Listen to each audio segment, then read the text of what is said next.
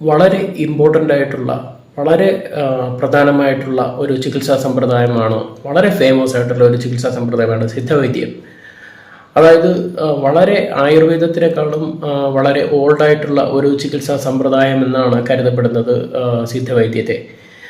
സിദ്ധവൈദ്യം കൊണ്ട് ഒരുപാട് രോഗങ്ങളെ ചികിത്സിച്ച് നമുക്ക് ഭേദപ്പെടുത്താൻ കഴിയും. കാര്യം ആരോഗ്യമുള്ള ഒരു ശരീരമാണ് ഏറ്റവും വലിയ കാര്യം. അപ്പം കേരളത്തിന് തന്നെ വളരെ ഫേമസ് ആയിട്ടുള്ള ഒരു സിദ്ധവൈദ്യത്തിൽ പ്രാവീണ്യം നേടിയിട്ടുള്ള ഒരു ഡോക്ടറാണ് ഡോക്ടർ സ്റ്റാൻലി സാർ. അദ്ദേഹം ഇന്ന് ത്വക്ക് രോഗത്തെ പറ്റിയും അതിൻ്റെ ചില പ്രതിവിധികളെ പറ്റിയും പറയുന്നതായിരിക്കും ഇന്നത്തെ എപ്പിസോഡിൽ. ഞാൻ ഇന്ന് സംസാരിക്കാൻ പോകുന്നത് നമ്മുടെ ത്വക്കിനെ വരുന്ന പല അസുഖങ്ങളെ കുറിച്ചാണ്. നമ്മുടെ ത്വക്ക് എന്ന് പറയുന്നത് നമ്മുടെ ശരീരത്തിലെ ഏറ്റവും വലിയ ഒരു അവയവമാണ്. വളരെ സെൻസിറ്റീവായിട്ടുള്ള ഒരു ഓർഗനാണ് നമ്മുടെ ത്വക്ക് അല്ലെങ്കിൽ നമ്മുടെ സ്കിൻ. ഇതിനെ ബാധിക്കുന്ന പല തരത്തിലുള്ള ത്വക്ക് രോഗങ്ങൾ ഇന്ന് നമ്മുടെ സമൂഹത്തിൽ പലരും അനുഭവിക്കുന്നുണ്ട്. പ്രധാനമായിട്ടും എക്സീമ, അലർജി, അതുകൂടാതെ ചൊവി, ചെരഞ്ഞ്, alopecia, urticaria, psoriasis, keloid, lichen planus എന്നിങ്ങനെ ധാരാളം രോഗികൾ. അതുപോലെ ഫംഗൽ ഇൻഫെക്ഷൻ വളരെയധികം ത്വക്കിനെ ബാധിക്കുന്നുണ്ട്. ഇന്ന് സ്ത്രീ പുരുഷ ഭേദമന്യേ പലതരം ആൾക്കാരിലും കണ്ടുവരുന്ന ഒരു അസുഖം കൂടിയാണ് ഈ ഫംഗൽ ഇൻഫെക്ഷൻ. പലർക്കും ഇതിനെക്കുറിച്ച് പുറത്ത് പറയാൻ നാണിക്കുന്ന ഒരു അസുഖം കൂടിയാണ്. പലരിലും കാല് തൊടയിടുക്കലും ബാക്ക് സൈഡിലും ചൊറിച്ചലും ആ ഭാഗം കറുത്ത് കിടക്കുകയും അസഹ്യമായ ചൊറിച്ചൽ കാരണം അത് ചൊറിഞ്ഞ് പിന്നെ നീറ്റലും വേദനയും അനുഭവപ്പെട്ട് കഴിയുന്ന ധാരാളം ആണുങ്ങളും പെണ്ണുങ്ങളും നമ്മുടെ സമൂഹത്തിലുണ്ട്.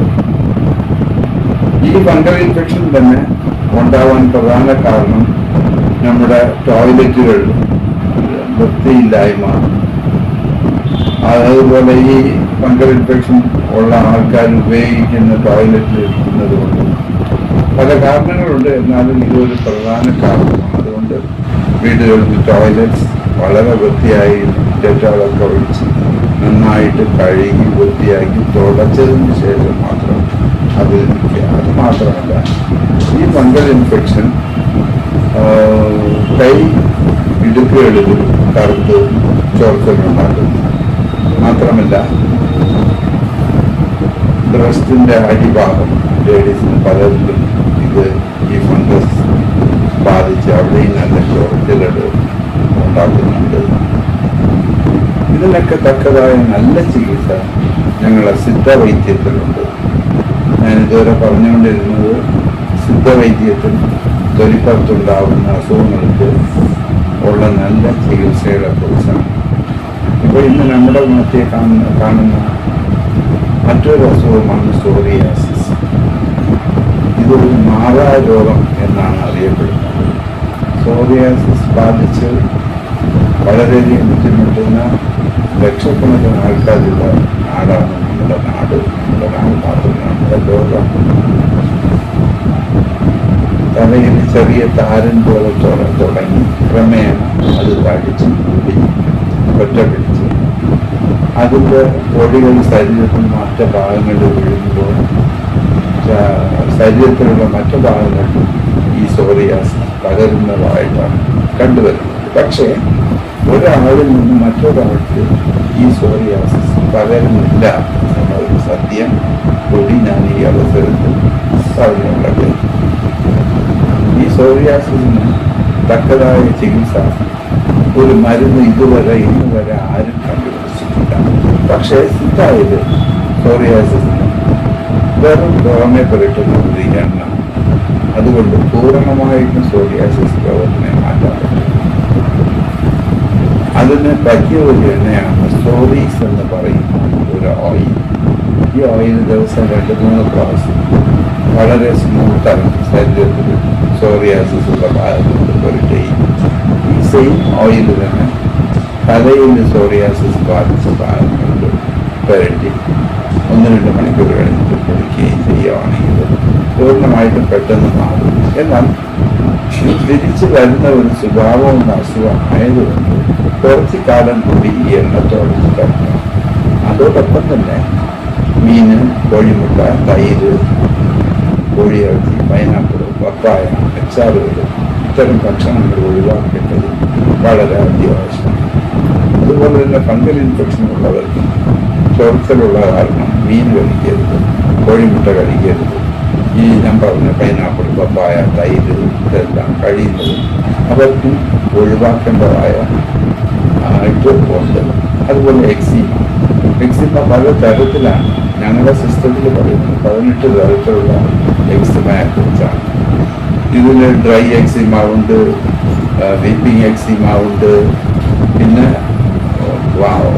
ഉണ്ടാവുന്ന ഭാഗങ്ങൾ അനുസരിച്ച് അതിൻ്റെ പേരുകൾ മാറുന്നു.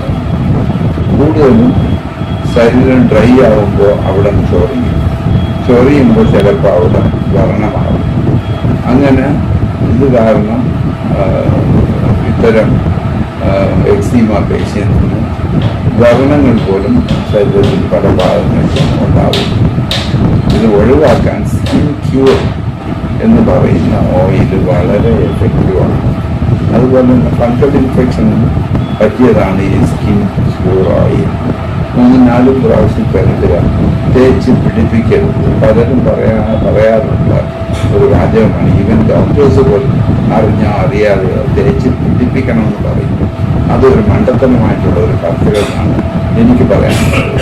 കാരണം ഈ സോഫ്റ്റ് പാർട്സ് നമുക്ക് കാലിടുക്കുകളിലൊക്കെ ഒരുപാടിട്ട് തേച്ച് തിരുമുമ്പോൾ അവിടെ ഒരു അലർജി പോലെ ഉണ്ടായി വേദനയും നീറ്റലും ഉണ്ടാകുന്ന ഒരു അവസ്ഥ ഇപ്പം കണ്ടുവരുന്നു. അതുകൊണ്ട് ഒരു കാരണവശാലും ത്വക്ക് രോഗികൾ ഈ ത്വക്കിന് ഉപയോഗിക്കുന്ന ഈ എണ്ണകൾ, ത്വക്ക് രോഗങ്ങൾക്ക് ഉപയോഗിക്കുന്ന എണ്ണകൾ ഇട്ട് തേച്ച് തിരുമരുന്ന് കടവരുത്. ജസ്റ്റ് അപ്ലൈ ദ ഓയിൽ സ്മൂത്തിൽ, വളരെ സ്മൂത്തായിട്ട് കരുതിക്കൊണ്ട് വന്നു 2-3-4 പ്രാവശ്യം കരുതുക.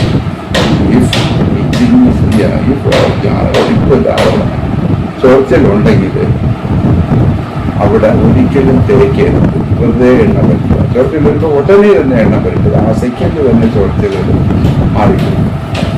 അതുപോലെ തന്നെ എല്ലാതരം ചോർച്ചകളും സോറിയാസിസുള്ള ഭാഗങ്ങളിലും ഫംഗൽ ഇൻഫെക്ഷനുള്ള ഭാഗങ്ങളിലും എക്സിമ ഉള്ള ഭാഗങ്ങളിലും ചോർച്ചൽ വരുമ്പോഴൊക്കെ എണ്ണ പറ്റുക.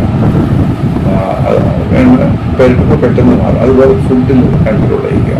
ഞാൻ പറഞ്ഞ ഭക്ഷണങ്ങൾ മീനുമുട്ട, കോഴിയിറച്ചി, തൈര്, ഓറഞ്ച്, മുന്തിരി, മാങ്ങ, അച്ചാറുകൾ, പൈനാപ്പിൾ എല്ലാം ഒഴിവാക്കി കൊണ്ടുപോവുകയാണെങ്കിൽ ഏത് തരം ത്വക്ക് രോഗങ്ങളിൽ നിന്നും പെട്ടെന്ന് അസുഖം മാറും. പ്രത്യേകിച്ച് സിദ്ധ മെഡിസിൻസ് ഉള്ളിൽ കഴിക്കുവാനും പലതരം മരുന്നുകളുണ്ട്.